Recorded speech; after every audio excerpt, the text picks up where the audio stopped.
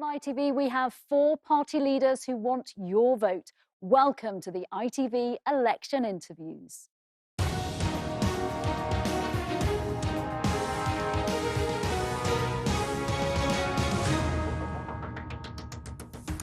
Good evening. We're just weeks away from what could be the country's most unpredictable election in decades. More than ever, your vote counts.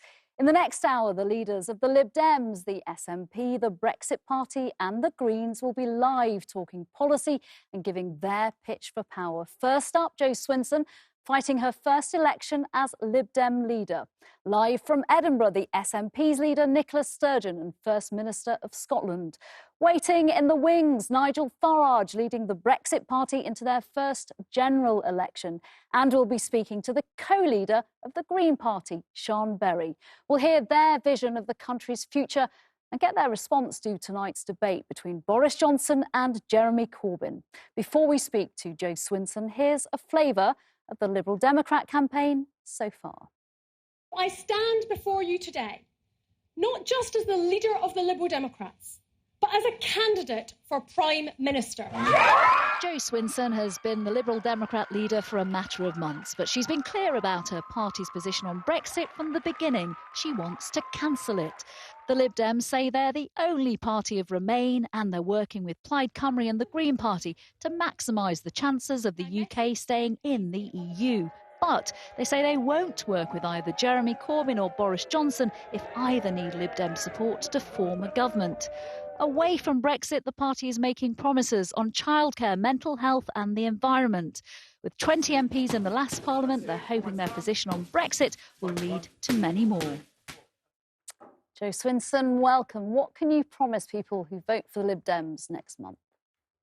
Well, the Liberal Democrats can promise that we will stop Brexit, and that lets us build a brighter future for our country, because by staying in the EU, we know that that will be better for our economy, so there'll be more money to invest in our public services.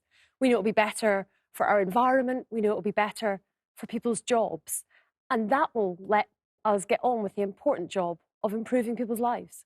OK, fast forward to December the 13th, you are Prime Minister. What is the first thing you do to stop Brexit? I would revoke Article 50. That's something the Prime Minister has the power to do, and we'd do that on day one. How do you do that? Have you spoken to, say, for example, the civil service about the mechanics behind that? It's a simple letter, and that can be sent by email. So it's a very simple procedure to do that. How will you win round the 17.4 million people who 3 years ago voted to leave the EU in the referendum? I think it's really important to listen to what people are saying. There's no doubt that Brexit is an issue which people feel very strongly about on both sides. And there's also not just one reason why people voted the way that they did. Mm-hmm. There's a lot of people who I've spoken to who tell me that they feel like the economy isn't working as it should, that they have to work too hard and they still feel they can't get on, that their kids aren't necessarily going to grow up and have a better life than they have. And I think that's something that needs to change. Our economy isn't fair enough, and we do need to make that different. But leaving the European Union isn't the answer to those problems. In fact, it will make it harder for us to tackle those problems because we'll be poorer. But how will you win around those people who do still want to leave and those people who did vote 3 years ago to leave? How will you win them round? Well, we've got a lot of great ideas we're putting forward at this election. Just let me give you one example. There's lots of families that tell me that they are struggling with the unaffordable cost of childcare. It's a real problem for many people. It can be, £700 a month or more. And at the moment, there's very little help given to families until children are 2 or 3 years old. And that can mean the whole difference between whether somebody goes back to work when they've had a baby or whether they find themselves out of the workplace for possibly 3, 4, 5, 6 years. Now, by making sure we can have free childcare from the point at which paid parental leave ends, we're going to help those families improve their family incomes for many years to come, and make their lives better in a really tangible way. OK, I do want to move on to some of your other policies a little later. Let's just stick with this point about you being the party that you say you're the Remain party, you want to stop Brexit. From the doorstep, from the campaign so far, are voters clear as to why you are campaigning to stop Brexit, to cancel it, and also to support a second referendum? Well, I think people are clear where we stand. I think when they look at some of the other parties, the Labour Party is all over the place on this issue. You can't get a straight answer out of Jeremy Corbyn on this, for example. But I think people, frankly, whatever their views are, very much recognise that we're standing up for what we believe in and we're being clear and honest about it. And why is that? It's not because of EU institutions. It's because it's a view of being internationalist, that there's big challenges that we face as a country, whether that's the climate emergency or international crime. And you tackle those challenges by working with your closest neighbours in partnership. And the European Union has been a really helpful and successful way that we've been able to do that. That's why we want to be members of the European Union, because of what it enables us to do together with other countries. You watched tonight's debate. You've said previously both Boris Johnson and Jeremy Corbyn, for different reasons, are unfit to be Prime Minister. Did you see anything that changed your mind? Anything that impressed you this evening? I'm afraid not. And, I think watching that debate, people at home can be forgiven for just saying, look, surely we deserve better than this, than what was on offer from those two tired old parties, that we need something fresh and something different and a better choice. And I'm standing here as the leader of the Liberal Democrats, offering people that better choice to be able to build a brighter future. Because we can have hope. I think our country is an amazing place, and we should be able to look at the new challenges that are coming down the line, about how technology is shaping our lives, about how we can genuinely get on and protect the planet for future generations, for all of those children who are, so inspiring in the way that they are raising the issue of climate change. We can do all of that. But in Boris Johnson and Jeremy Corbyn, you've got two men that are just squabbling over how to do Brexit and not really focused on the future at all. Given your views on both of those gentlemen that you've been very strong about, are you ruling out working with either of them under any circumstances if you needed to support one of them potentially to get one of them into power, under any circumstances? Liberal Democrat votes are not going to put either Boris Johnson or Jeremy Corbyn into power, because I believe our country deserves better than either of them. And I think anyone watching that debate tonight, will surely agree with that. And, they both even hark back Joe to the past. Swinson, if that forced the country into another general election I around the corner in 2020. I appreciate Brenda from Bristol probably wouldn't be too chuffed about that, but I genuinely believe that what's on offer from both of those men is not good enough for our country. And I don't think that we should feel somehow that we have to accept it. People say that it's difficult to make change, but nothing will ever change if we don't stand up and say that we can have something better. What about if they, one of them, the Tories or the Labour Party, change their leader then? Would you reconsider your situation? I mean, it's a hypothetical situation, but what I would say is that while, for various reasons, individually Boris Johnson and Jeremy Corbyn aren't fit to hold that office, they're also a product of their parties. The Conservative Party has gone so far off to the right that the Brexit Party is standing down on half the seats, and Tommy Robinson is endorsing Boris Johnson for Prime Minister, and the Labour Party is way off in the far left. So even if they change their leader, I don't think there's any guarantee that they would be a more moderate figure. You wouldn't work with either party if they changed their leader?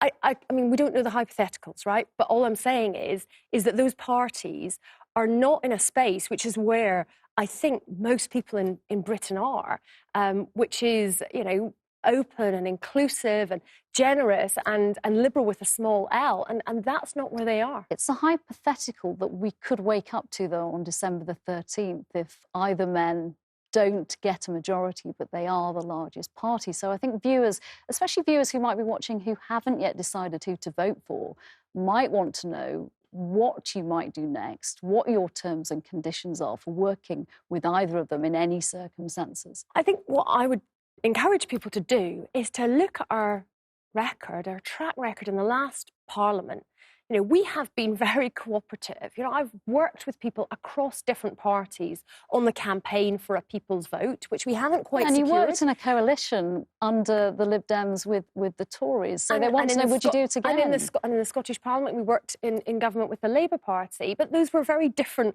parties then. But we have worked where we share values with other people. There are individual Labour MPs and Conservative MPs and SNP and Plaid Cymru and Green MPs who absolutely I've worked with. That kind of cooperation is part of how I do politics. But as I say, you've got very extreme candidates leading both of those parties at the moment, and they're taking their parties off to those fringes of politics. And that is not where I think the heart and soul of Britain is. And that's why Britain deserves a better alternative. OK, Jo Swinson, let's move on to you and your campaign now with a few quick-fire questions. Forgive me if I push you for a yes or no or short answer at the very least. First of all, would you ever be prepared to use a nuclear weapon? Yes. That was a brilliant short answer. Thank you very much. Which world leader would you call first if you became Prime Minister? Well, my favourite world leader is Jacinda Ardern, so she'd be pretty high up my call list. So she's probably already on speed dial, that one then. Would you limit the number of flights people take each year to help the environment? We've got plans for a frequent flyer levy that would be certainly discouraging many flights, but would be raising revenue from that. So it wouldn't be an outright ban or limit, but it would be an effective measure to change behaviour. OK. We've touched on this already this evening. Given the sometimes aggressive nature of politics right now, would you encourage a child or teenager to go into politics? I would. Do you know, when I get letters from children and young people, I was replying to a letter from a 7-year-old girl today on my campaign bus. And I think it's so important that that next generation is encouraged. And I really fear for what some of the toxic nature of debate does, because I absolutely want to look young people in the eye and say, yes, go into politics. But it's a yes. Let's turn our attention now to the NHS. And you want 1p on income tax for the health service and social care. Specifically, you have promised to fix the shortfall of GPs by 2025. That's only 5 years, 6 years from now. Where are the doctors coming from? Well, there's a range, but one of the places that they come from is other EU countries. You know, we have, thousands, tens of thousands of people working as doctors and nurses in our NHS who are from other EU countries. And this is one of the reasons why leaving the EU is going to be so much of a problem for our NHS. But with all due respect, we haven't left the EU yet, and we've got the shortfall. But it's getting worse because of Brexit. We're already 5,000 nurses down. We can't afford to lose 5,000 nurses from other EU countries. So, I mean, that's part of what we need to do. And there's also things that we think we can do to help manage the workforce better. The government hasn't been planning properly what doctors and nurses were going to need. And they scrapped the nursing bursary, which meant a big drop in the number of people applying to nursing. So we've got huge shortages of things like mental health nurses, for example. On social care, it's not just about putting more funding in, is it? It's about a radical reform, about dealing with the fact that we've got a growing, ageing population. What's your answer beyond money to fixing the social care crisis? Well, I'll say two things. I think the first is we genuinely need to have a cross-party consensus to solve this issue, because it's one that is a long-term issue. But the other thing is about the status of people who care. You know, our care workers in our society are some of the people that work on very low incomes, like the woman in the audience who asked that question tonight. And it is often seen as some kind of, low status job. And it is one of the most important things when any of us think about our, parents or grandparents that might need care. What is more important than making sure they have that? I'm sure nobody listening disagrees with that, but how do you transform that? I think it's going to be so much more important that becomes a profession that we encourage people into and that we raise that status. Because it's one of the things, when you look at the challenge of technology, that, artificial intelligence and robots aren't really good at caring for human beings. They're not good at empathy. So that huge humanity of that profession is something that's going to be more important in the future, not less, and that's why we should be valuing it properly. OK, Jo Swinson, thank you for that. A final thought. You have no choice, but in the future year, you are heading to I'm a Celebrity. You have no choice, I'm afraid. It's a bit desert island discs. Which other current political leader would you want in the jungle with you? Oh, goodness. Current political leader. I think I might unusually go for Nigel Farage. Just having watched a bit of the footage earlier, then maybe one thing that might make it a little bit more bearable is seeing him do a bush tucker trial. Jo Swinson, thank you very much. Thank you. Right, what have the Scottish National Party got to offer? Let's take a quick look. Our job is to deliver independence. Nicola Sturgeon's led the Scottish National Party for 5 years. The SNP was the third biggest party in the last Parliament, with 35 MPs out of 59 in Scotland. As their name suggests, their main priority is Scotland becoming an independent country. And to do so, they want a second referendum. But for that to be legally binding, it requires permission from Westminster. If neither the Tories nor Labour win enough seats to form a government, they'll need support from the other parties. Nicola Sturgeon has ruled out supporting Boris Johnson, but she says she'd be willing to back Labour if they get a second independence vote next year. Beyond independence, the party is anti-austerity, anti-Brexit, and they say they want to protect the NHS from privatisation. Nicola Sturgeon, let's start with your pitch. Why should people in Scotland vote for you? Well, people in Scotland should vote SNP, firstly, to deprive Boris Johnson of the majority he craves, to make sure he doesn't have a free hand to do exactly what he wants to do. They should vote SNP to escape the chaos of Brexit, and fundamentally vote SNP to secure the right to choose our own future, so that Scotland's future, the kind of country we are and will become, isn't determined by Boris Johnson or Jeremy Corbyn or a broken Westminster system, but is instead in our own hands so that we can choose that future ourselves. Boris Johnson said in tonight's debate earlier that the SNP has already done a coalition deal with Labour. Jeremy Corbyn in response said there's no deal and no deal to be done. Given you are key to what those two were saying, which is it? Well, no deal has been done, that much is true, but I've been very clear. I would never put Boris Johnson or, in fact, any Tory into Downing Street. I've seen the damage that Tory governments do to communities the length and breadth of Scotland and indeed the UK. I would want, if the arithmetic allowed this, to be part of a progressive alternative to the Conservatives. And I've made very clear that if Labour were in a position to form a minority government, then, of course, we would look to see the kind of issues that we wanted to pursue. I don't want to be in a coalition. I've made very clear I don't foresee a coalition, but a more informal arrangement is something I wouldn't rule out. And, of course, I lead a minority government in Scotland right now, so I know very well that a party in that position would need support from other parties. But crucial for me, of course, would be an acceptance that Scotland's future was up to the people of Scotland to decide and that Westminster didn't have a veto over that. And your timescale for that, just to clarify, is wanting a second independence referendum next year in 2020? Yes. And tonight... Yes, and the reason for that is pretty straightforward, because Scotland is at a crossroads, the whole of the UK is at a crossroads, and we need to be able to determine which path we want to take. And the choice is very stark. Either we are taken down a path by Boris Johnson or Jeremy Corbyn or whatever Westminster politician is in Downing Street, a path that we haven't chosen. Scotland voted overwhelmingly to remain in the EU, or we decide ourselves what kind of country we want to be. So that decision is fundamental, and I believe an independent Scotland could be a much fairer, more equal, more prosperous country. And of course, we could sit at the top table in the European Union, wielding the kind of influence that we've all watched Ireland wield over the past 3 years. I want to just get back to the issue of timescale, though, because if you're wanting this independence referendum next year, Jeremy Corbyn has once again tonight ruled out you getting a second independence referendum in the early years of a Labour government. So does that rule out you giving him support, any kind of support, if he had a minority government?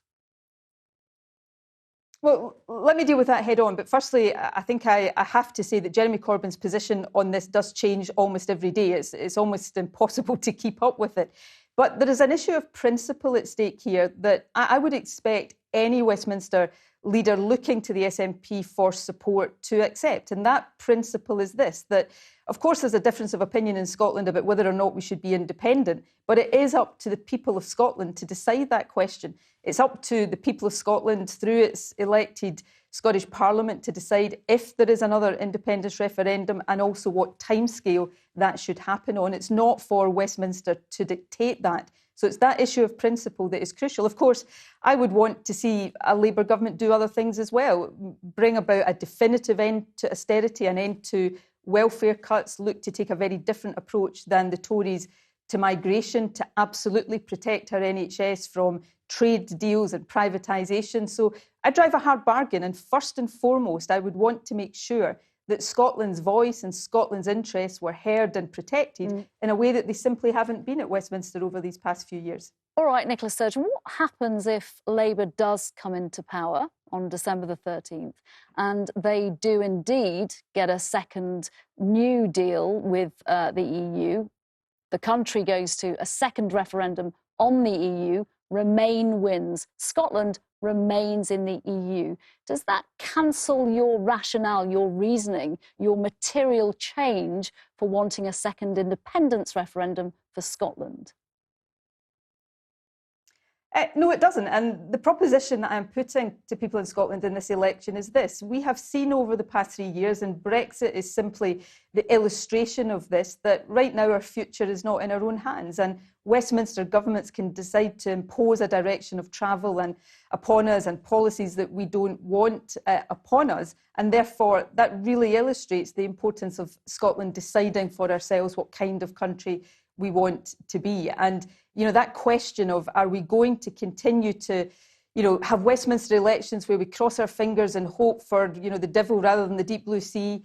We simply hope that Westminster governments don't impose austerity or Brexit or any other policies that we don't choose upon us, or is it time to take that future into our own hands? That's the kind of crossroads moment Scotland is at, and it has real implications for our public services, for our economy, for the prospects of future generations. Scotland's one of the wealthiest countries on the face of the planet. We've got natural and human resources that other countries only dream of. And the question is, how do we maximise that potential as a country? And I believe that's as an independent country, but fundamentally, I believe that it must be for people in Scotland, not Westminster, to decide the direction we take. If someone was coming fresh to the British political landscape right now, could you explain to them why you fight so hard to stay in one union and fight so hard to leave another?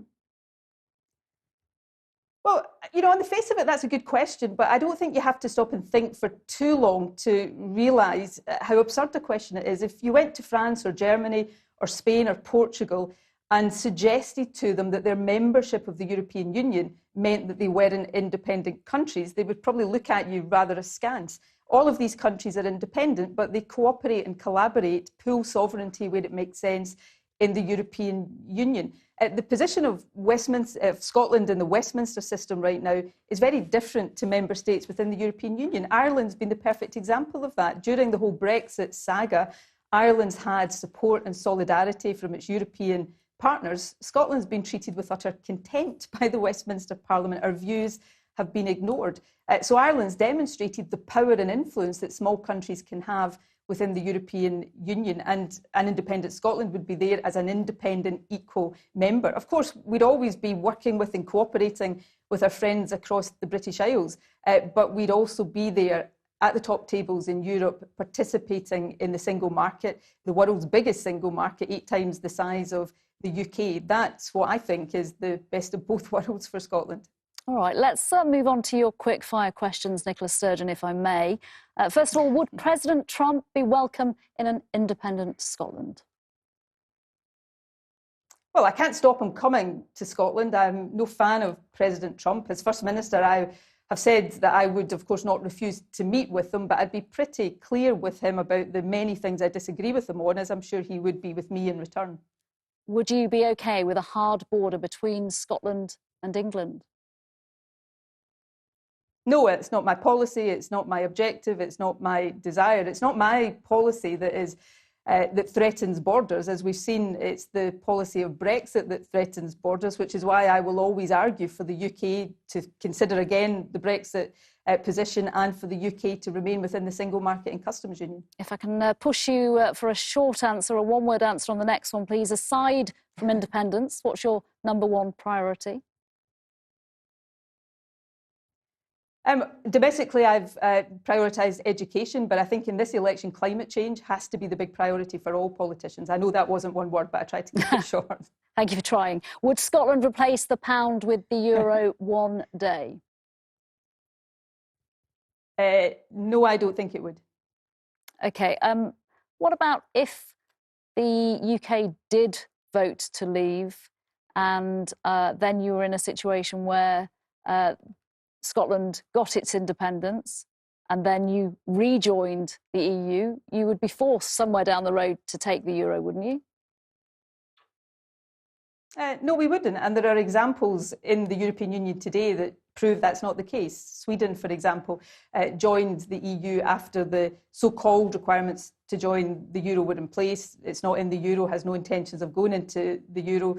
Jean-Claude Juncker, I think, is on record as saying that the EU cannot force any country into the euro against its will.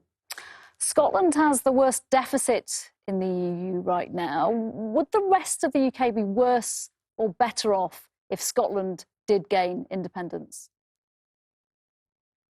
Well, Scotland's deficit is falling, first of all. Our revenues are rising. But if that argument is true, and we don't have time to go into it in detail, but if that argument is true and Scotland does have, to use your term, the worst deficit, as we are governed by Westminster, then that's a big argument for change for Scotland. We're one of the wealthiest countries in the world. So that says to me that we should do things differently, not do things the same. More generally, I think independence for Scotland would be good for Scotland, but good for the rest of the UK, because all of the countries of the UK would then participate and deal with each other on the basis of equality. We'll always be each other's closest friends, but we would do that on the basis of equality. We saw a radical policy from Jeremy Corbyn earlier in the week, this talk of part nationalising BT to get broadband to all homes. Is that a radical policy that you would support if you did end up in some circumstances working with him?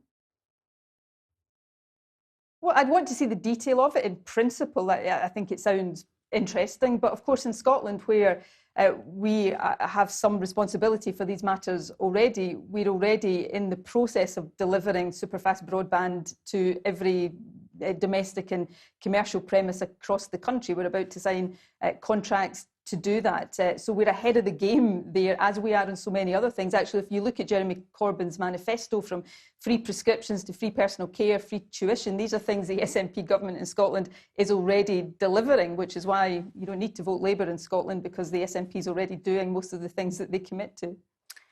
Nicola Sturgeon, if you had to appear on I'm a Celebrity, and I'm afraid I'm giving you no choice about that, which other current political leader would you like to take to the jungle and spend time with you? Do I have to spend time with them? Can I not take them to the jungle and subject them to all of the really gory things? If I could do that, probably Nigel Farage or Boris Johnson, but I wouldn't want the condition to be that I had to spend any time with them. OK, you've given me two possible options there, Nicola Sturgeon. Thank you very much. Thank you. They're one and the same these days. OK, we're going to take a short break now, but do stay with us. Up next, Nigel Farage and the Brexit Party.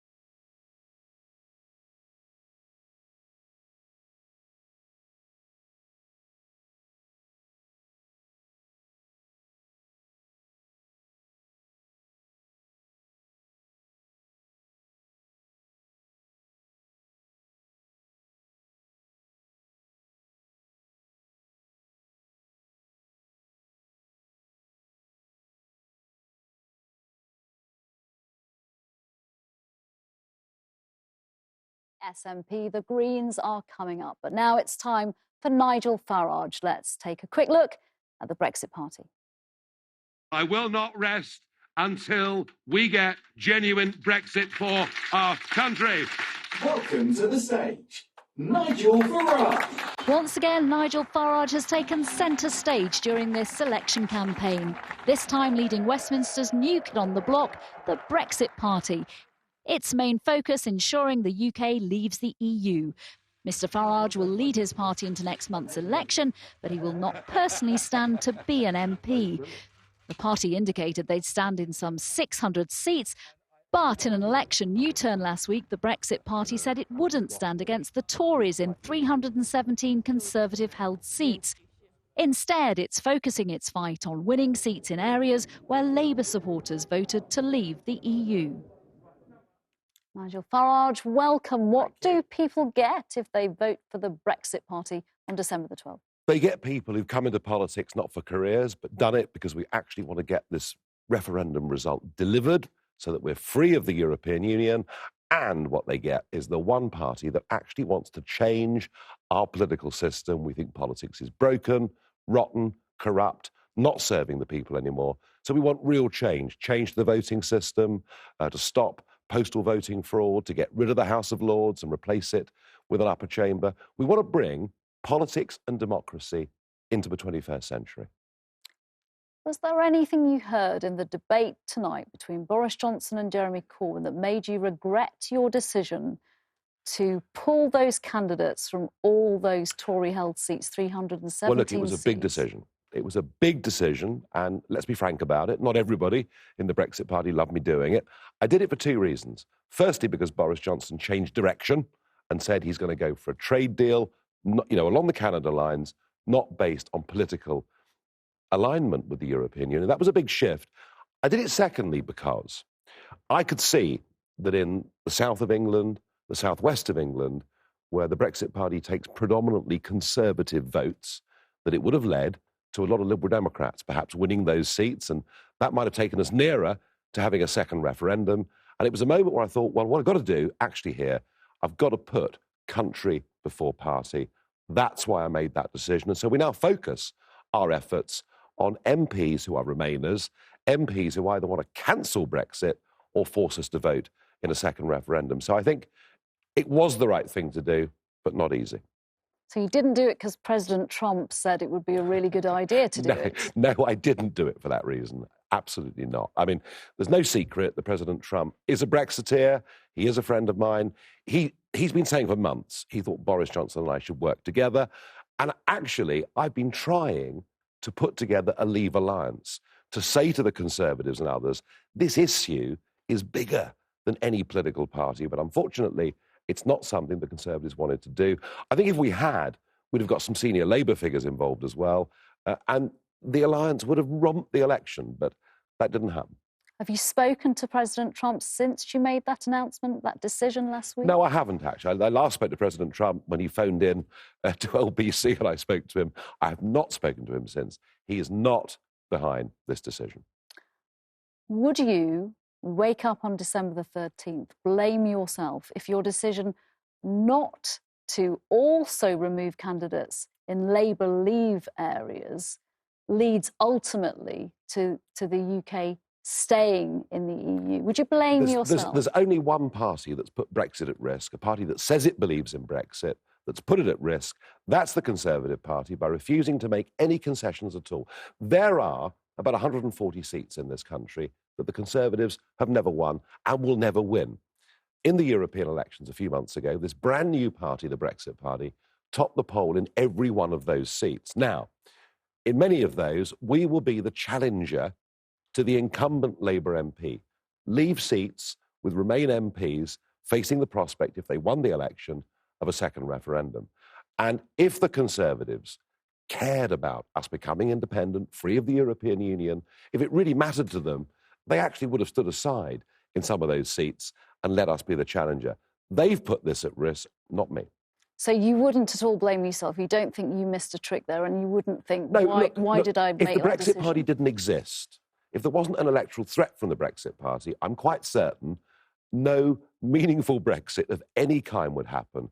So the plan is to get some Brexit voices into the House of Commons to hold Boris Johnson to his promises. You know, he's very good at making promises. He's not always quite so good at delivering. OK, you're not standing yourself. Do you regret that decision? No, I don't. I tried this before. Look, it's a brand new party. It's been going for 8 months. You know, it's not like Jeremy Corbyn standing in Islington with a massive majority. He's only got to visit there once during the campaign. I'm out every day round the United Kingdom supporting our candidates. I could not do that and fight a seat. All right, away from Brexit, let's look at some of the other policies of the Brexit Party. You want to offer people more direct democracy. Yes. What does that mean? Does that mean more referendums? If people want referendums, they should have the right to call them. I think that in many ways the Brexit referendum was liberating. The fact that Westminster and the media didn't for a moment think that Brexit would be the result shows you how out of touch London is with the rest of the country. And so I think two things. Firstly, if there is a big issue, if people want a referendum on it, they should be able to get signatures and call for it. But secondly, you see, we thought the last one was legally binding because the government sent a leaflet through our doors. All the party leaders said we will abide by the result, and they haven't done so. So I think, given that we've got that, given we also have a Supreme Court making political judgments without being accountable to anybody, we're going to have a written constitution that says any referendum like that actually is legally binding. What sort of areas would you want referendums on, given 3 years on from the last one, we're in the state that we're in? Well, unlike Nicola Sturgeon, I wouldn't want to rerun the Scottish referendum or rerun the Brexit referendum. A result of a referendum needs to be implemented first. But it's not for me to decide. It's for people to decide. You know, I'm suggesting that if 15 to 20% of the electorate sign a petition to say we want to have a say on this issue, they should be able to do so. And to be honest with you, it wouldn't mean lots of referendums. It wouldn't be like Switzerland with several every year, but once every few years, if Westminster was completely out of touch with public opinion, the public could call a vote. And I think that's a very good idea. You want to cut the foreign aid budget in half. You want to use that money to spend on people in the UK. Where does that put our standing globally? Well, what we've seen over the last few years is us consistently be the highest spender on foreign aid, doing it to meet arbitrary targets, spending it in ways that, when it comes to light, enrage many people in this country. I think trade, not aid, is where we should be heading. And I think that as part of the European Union, we've put these barriers up against African countries and many others from selling their produce to us, freed from the European Union. We can do more good to help Africa and the third world. Trade, not aid, I think that's the way forward. If you think it's such a bad idea, foreign aid, why not get rid of it altogether? Well, I'm not saying all of it's badly spent. And you can see where some of it is spent, whether it's tackling malaria or whatever else it may be. But so many projects under foreign aid are spent in politically bad ways, money sent to corrupt regimes that seems to disappear. I think halving of it is the right thing. But look, you don't think it would change our standing in the world? No, I don't at all. As a country that helps other countries in any kind of need. We are going to help them far more than giving them money to assuage our consciences. We're going to reduce tariff barriers. We're going to stop raping and pillaging their fisheries. We're actually going to help these countries to make themselves richer and better.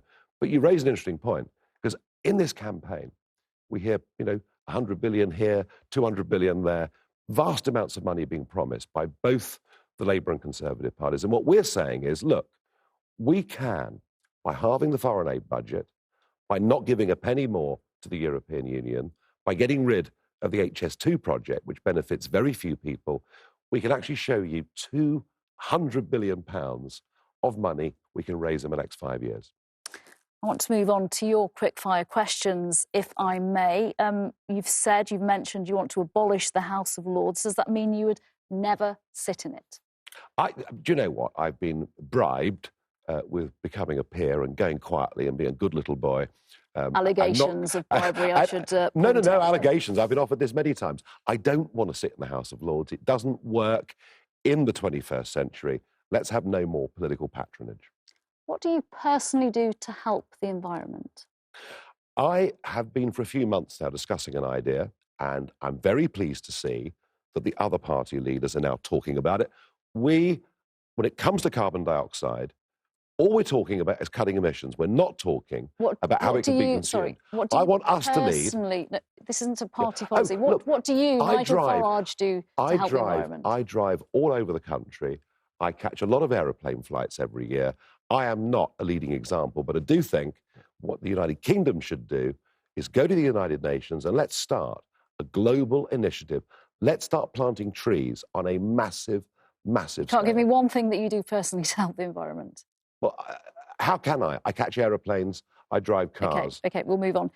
Is politics too toxic in 2019? Yes, it is, and there's a very simple reason why. All through our history, as a democracy, if you lose an election, you may not like it, but you accept the result. It's called losers' consent.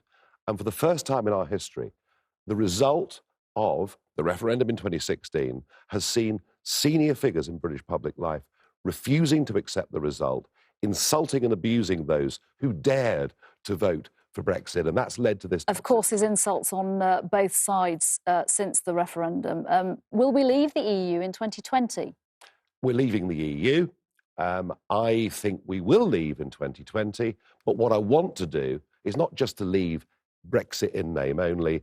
Let's leave it properly. Let's be free of the institutions. It's going to liberate this country.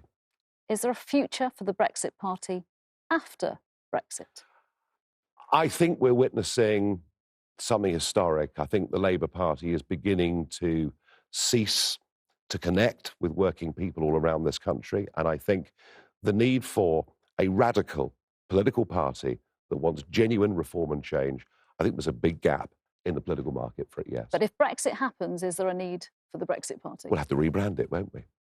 A final question, no surprises. Picture the scene. You've signed up for I'm a Celebrity. I'm not quite sure which year in the jungle. Which current political leader, there's been a few nominations for you tonight, a few votes. Which political leader would you take? I've been asked onto I'm a Celebrity several times and said no. I think it would have to be Boris Johnson because he likes a drink, but I could sit with him with a bottle of something and at length I could talk to him and perhaps I could find out what he really believes in.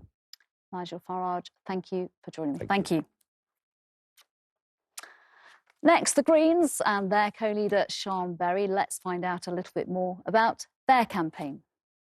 This must be the climate election. The future won't get another chance. Why have one party leader when you can have two? Sian Berry and Jonathan Bartley both lead the Green Party. The Greens had hoped this election would be all about climate change. Around for almost 30 years, their policies are dominated by environmental pledges, which they say makes them different from the other traditional political parties. The Greens want a raft of measures to protect the environment and to get rid of nuclear weapons completely. On Brexit, they want to remain in the EU and are supporting the Lib Dems and Plaid Cymru by not putting up candidates in some seats.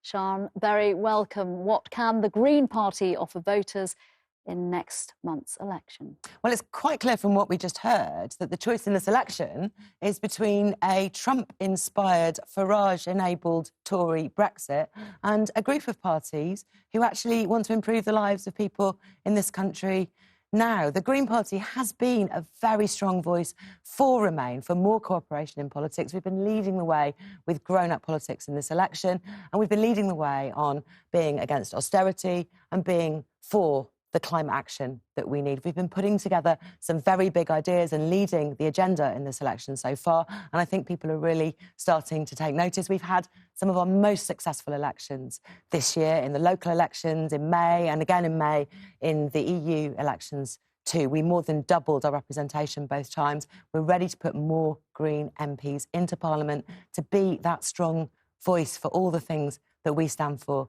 with integrity. On climate change, the other parties seem to be catching up. Does that mean you are still relevant anymore? I mean, I think the other parties are starting to take notice of the incredible climate movement that there is out there on the streets. We are so proud of the young people who are telling us that we have to take climate action now.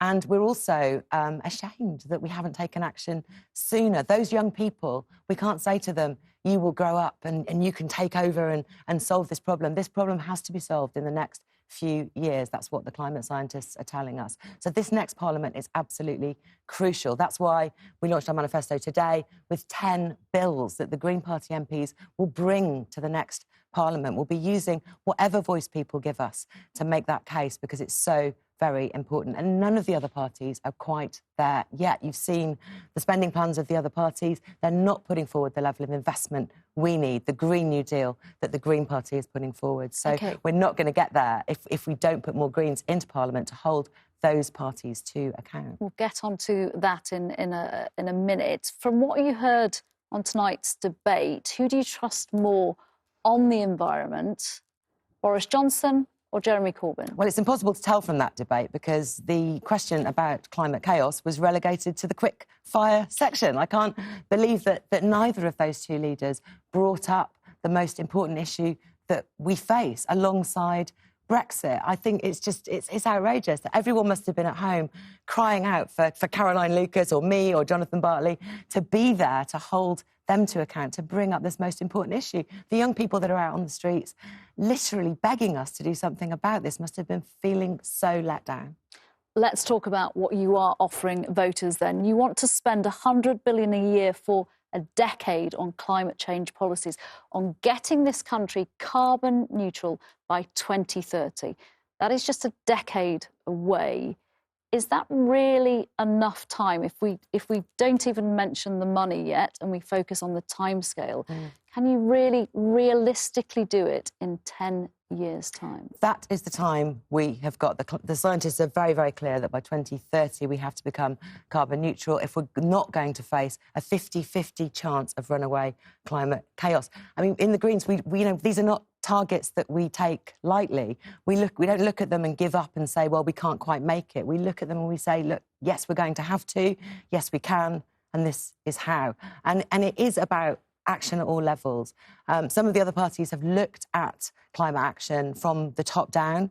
They've seen we can only get part of the way, and they've said, oh, well, we'll give up then, we'll change our targets. And I'm outraged by that. This is Greens holding the other parties to account. Labour cannot go back on the 2030 target that their members have put forward. The Conservatives cannot hang in there with a 2050 target. It's not good enough. Greens say we need to fill in all the gaps with community-level action, with huge investment in research and development to solve those final problems. We have to make the targets, and we need Greens there, making sure the other parties don't just leave them on the shelf like they have done for 20 or 30 years. What, in practical terms, will the money be spent on to ensure this country does go carbon neutral in a decade? So we're putting forwards £100 billion a year in investment. A lot of that goes into our homes. I mean, the thing that's been criminally neglected is the energy efficiency of homes. So many people live in cold, damp, expensive to heat homes, and that needs sorting out and will improve everyone's lives and people's health in the process. This is one of the best investments we can make, and it's a big chunk of our investment every year. Our energy infrastructure needs huge investment too. Our transport system, I mean, the Conservatives have been investing mainly in big new roads for the past 10 years, for the past 30 years. That's been the focus of most people's transport policies, where our train system isn't good enough. Our buses have been cut back by nearly half, and walking and cycling is absolutely neglected across the country. Big investments in transport are absolutely needed, and the rest needs to go into industry and research and development to get that new technology that we need to get that final bit of the way, as well as money for local councils so we can do community action and get more carbon neutral councils like the pioneering councils in Stroud and Bristol, where we've been pioneering, declaring a climate emergency and setting new targets and new action at a local level. What would you do to get more people buying and using electric cars? Electric cars are really important. We have to get away from diesel and petrol cars, but it isn't the main focus of a sustainable transport system. One of the best things you can do for sustainable transport is actually reduce the need to travel altogether by making sure people have their local services nearby, making sure that their libraries, their shops are not on the ring road, that the hospital hasn't been moved away. Though, is it? It's quite easy to do that in the capital city. It's so we very need to be difficult to do replacing that in the bus countryside. services that have been cut back. Rural bus services are virtually non-existent in parts of the country. We've literally got green councillors out there running bus services in order to give people who can't drive, people who get older, people who are unable to afford a car, unable to to get them to reach their public services at all. We really do. I mean, this is what we're getting at here. We really do need to transform our whole country in the next 10 years. We know how to do it. We just need to make sure we've got the will and the investment to make it happen. And everybody pulling together across all our different communities. Your ambition to transform the country is, in large part,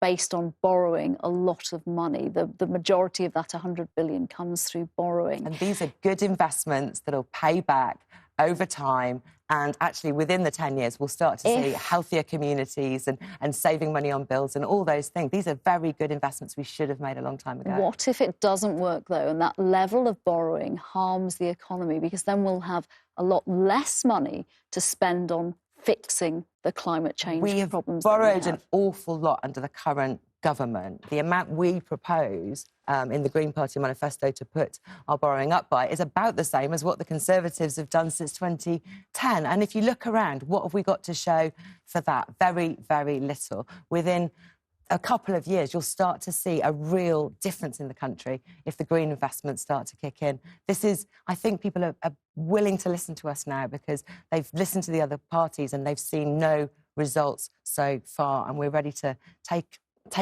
our seats in Parliament and push the other parties all the way that they need to go in this election. OK, I want to talk to you about the other parties and talk specifically about the Remain alliance. In around 40 seats, you have stepped aside. You're asking voters to vote Lib Dems, not the Greens, in this election.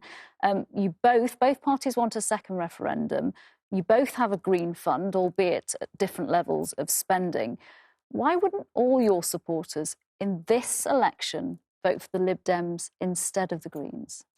We're trying to promote a different way of doing politics. It's very, very healthy that we sat down with Plaid Cymru and the Liberal Democrats to make this arrangement, because we needed to do something to stop the dangerous Tory Brexit that will do so much damage. And we want to see more cooperation in politics. We saw from the debate earlier how unhealthy it is to just have two choices. A pendulum swinging between two big parties is not a healthy way to do politics. We need to have more cooperation, more parties working together, more parties talking to each other with respect, with honesty and integrity about what's good for the country. And that's what we've done in getting together in this Unite to Remain agreement. We're trying to stop the disastrous crash-out Brexit, get a strong group of committed Remain MPs in Parliament to finish off Brexit the democratic way with a people's vote and a final say.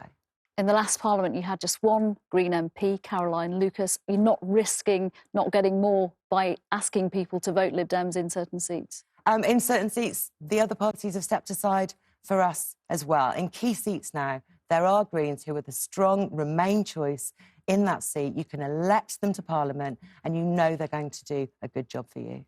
If the UK does leave the EU, isn't that putting this country in a stronger position to really push through some radical climate change policies and push them through much quicker than when you're working with 27 other member states? I think that's a red herring, because climate change, air pollution, the big environmental crises we face do not stop at our borders. The way to tackle them is at an international level. We've got Green MEPs in Parliament, in Brussels, making big changes to environmental regulations, helping to sort out agriculture, helping to sort out air pollution. The only reason we've seen any action on air pollution in our big cities in this country is because we've got agreements at the EU level that we're supposed to be meeting, and we're actually not meeting them yet, but at least the agreements are there and at least the MEPs are there arguing for that. I think it's really important that we do stay in the European Union for environmental reasons and for social reasons as well. A crash-out Brexit would harm the economy so much. It would do so much damage, and it's the people at the bottom in society who would suffer the worst from that. All right, Sian Berry, just got time for your quick-fire questions. Is it ever OK for climate change protesters to stop people going to work on public transport? I think Extinction Rebellion do a fantastic job, and the point of their protests is to be disruptive, but I do not agree with all of their tactics. And obviously, as a Green politician, my job, my part of the environmental movement is to get elected and change the laws, and that's my part of the job there. Would you encourage young women into a career in politics, given the abuse they could face? I'm asked a lot by young women about what it's like to be in politics. And it is really difficult to say to them, it's all fine, go ahead, because it is a very toxic atmosphere in politics at the moment.